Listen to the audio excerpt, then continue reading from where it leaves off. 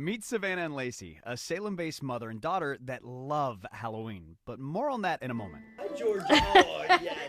When Savannah was around 4 years old, she was diagnosed with Ogden syndrome, a genetic syndrome so rare, only about 100 people in the world live with it. With Ogden syndrome, Savannah has a cerebral palsy, she has epilepsy, she has a heart condition, so she's a pretty complex girl medically. Savannah's mother adds that she doesn't want her to miss out on all the fun that life can offer us. And as Salem residents, that includes all the mischief of Halloween. But being wheelchair-bound, that can make finding the perfect costume all the more difficult, but not for this family. They've been everything from the cast of The Wizard of Oz to a delightful troupe of Care Bears. And this year, they're taking things to a whole new level thanks to the nonprofit Magic Wheelchair. Savannah loves music, lights, and she also communicates with a program button known as a Big Mac switch. Savannah will hit it to say trick or treat, and then she'll hit it again to say thank you, happy Halloween. So we've always tried to give her her own voice as much as we can.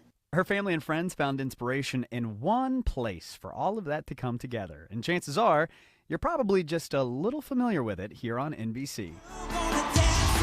Yeah, that's right. The team from Magic Wheelchair and Waltham-based SolidWorks went to work building a scale replica of one of those shiny red chairs that we've all dreamed of sitting in on The Voice, even incorporating the button that Savannah uses to communicate. Basically, the way it'll work is they can program the chair to do something, have text come off, play music, play a song, voice output, etc. The lights all over the chair. They can control that. All Savannah has to do is hit the button, and the chair will do that. And just for some perspective, this design team uses the same software that companies like Tesla and Boeing use. Just look at some of these, from castles fit for a real-life princess to monster trucks and motorcycles that could rival anything you've seen on 93 lately.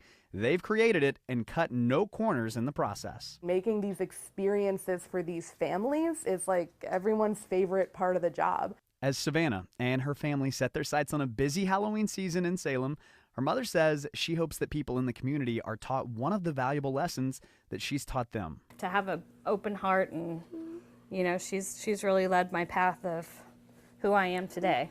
A good example that even though we all may wear different costumes, we still trick or treat the exact same way, together.